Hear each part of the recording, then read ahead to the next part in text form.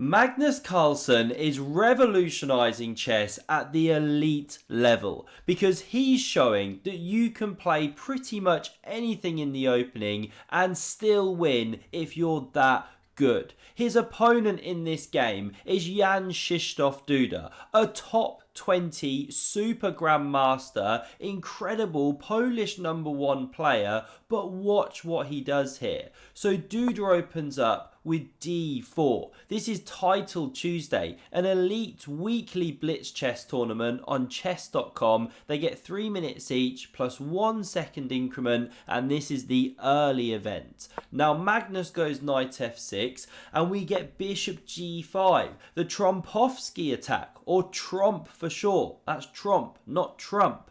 Now Magnus goes c5, one of the sharpest lines. White takes the centre with d5, and now the main moves here are queen b6 or knight e4. But what does Magnus do? He goes for a line played in only 6 games here out of about 1400 games from this position, pawn to h6. It's a bad move because white can take here, shattering the pawn structure. Already they look a mess, and after knight c3, d6, e4, look at the sorry state of that king's bishop, completely hemmed in by its own pawns. White has the centre, but what does Magnus do? Just carries on pushing pawns. a6, we get a4, keeping an eye on a potential b5.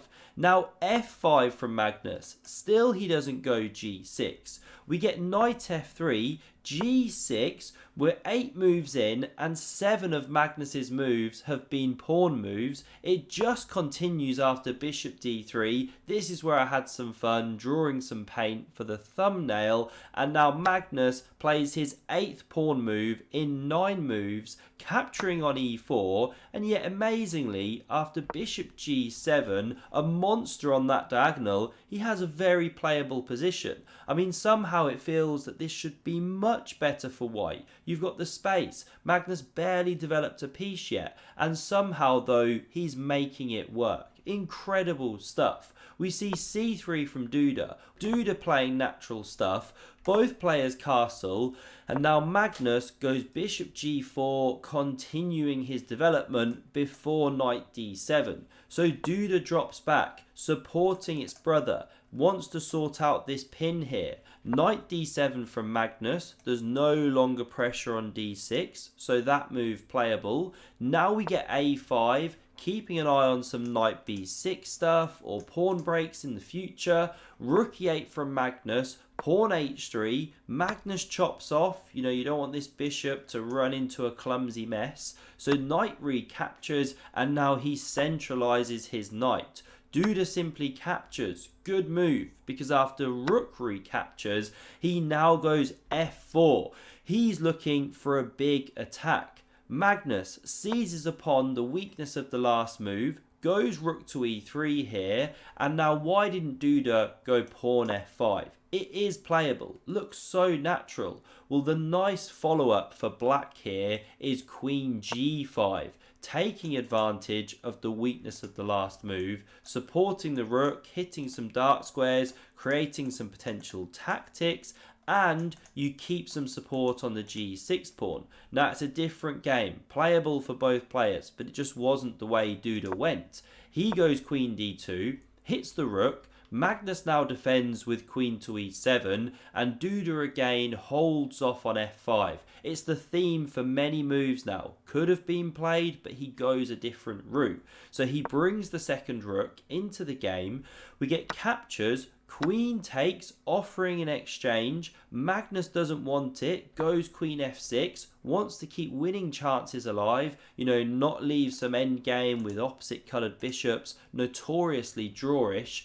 Now we see queen e3 and rook to f8 from Magnus. And already here on move 22, Duda down on time, goes wrong. And this next part of the game is just mesmerizing. So the top moves here I'm showing on the board. G3 or Queen E4 I particularly like. You keep an eye on this C4 square, but Duda goes Bishop C2, just an innocuous bishop move. What's wrong with that one? Well, Magnus seizes upon the moment. Test your positional skills if you want to guess what he played. Top move here, and it's all connected with trying to round up this pawn, which could be weak later.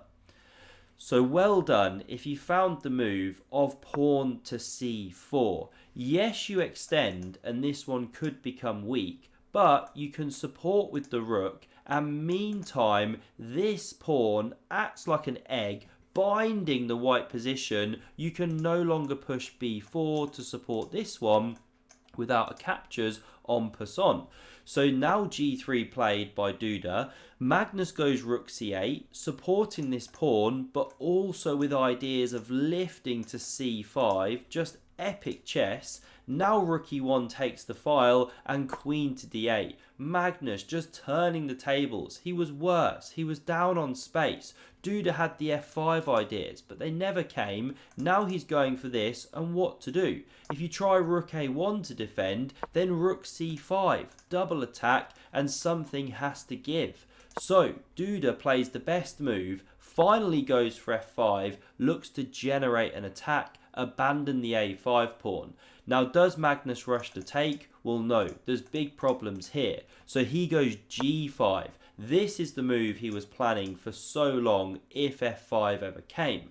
And now very, very classic positional idea from Duda. Excuse me. He plays the pawn move here of f6. A very nice idea, just clearing this diagonal. So Magnus takes the pawn. We see queen to e4 here, threatening a check, but simply bishop g7. This one is a wonderful defender of the king. Yes, you can check, but king sidesteps, and this square is covered. So what does Duda do? He goes rook f1. A very sneaky move, because now if Magnus gets trigger happy, snaps off the pawn, well, you're losing the game. Again, do pause if you want to test your tactics. There's a couple of moves here which get the job done. The one we're going to start with is queen to h7 check. You also could have smashed through with the rook immediately, and that of course is the follow-up. Well done if you found it. I say of course, these are difficult tactics, but this is then the move. King recaptures and you check, and you're basically slicing black to shreds on the light squares. This is an unprotected piece. So if you come here, this is a check, you win back the rook and you're doing well. If you come to the f-file, check from here, win the rook. If you come to here, check, win the rook, right? Aha, but what if you cover with the king like this? Well, now you get mated into the king boxed in, e8, the only square, and you shut the trap with the bishop. Look at those lasers. Had some good fun preparing, as you can see. So this is the big attack coming. We come back from the back cave now to the real game. Rook c7 played to cover that pawn. Magnus sees it. We get queen h7 check anyway. The king sidesteps, and now Duda just unravels like a ball of string. Magnus the cat playing with it. What should he do here? Well, queen e4 is best to attack this pawn.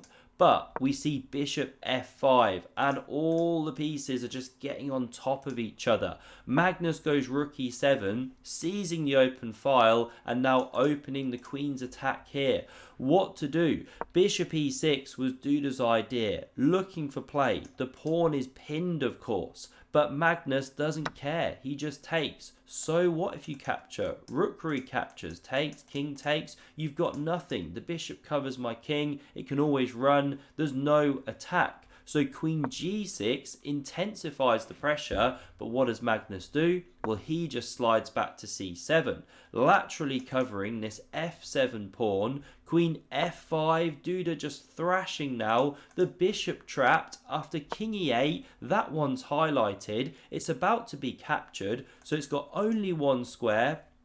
Duda dives in, and now king d8, just a brutal move. The bishop going to drop off the board. It's got no retreat. Duda goes queen h7 to counter-attack here. Now the bishop does have a retreat. Lovely stuff. But Magnus checks, and it leads to resignation. Actually, sorry, it looks like Duda lost on time, not resignation. But resigns wouldn't have been premature, because if the king comes to h2, the rook slams down and you actually checkmate. So you have to come to a light square, but then this drops with check. You can get this one coming back, check, king goes, and basically you can pick up the bishop, let this one go as well, but then crash through here. It's a brutal checkmating attack. Eventually the rook joins the party. You're about to mate the king. Somehow the queen or rook have to give themselves up, and then you still get checkmated even after that. So this was the final position. The results of the tournament on screen here. This is not a cross table of 10 players, by the way. There are hundreds of players below what I'm showing. This is just the results scored in that particular round, and the W and the B indicates what colour the player played, white or black. Magnus Carlsen, what a player. Smash subscribe if you love these videos. Hit like, it really helps me out if you enjoyed. And for another epic game from Magnus Carlsen, check out the video on screen. Thanks very much for watching, and see you soon.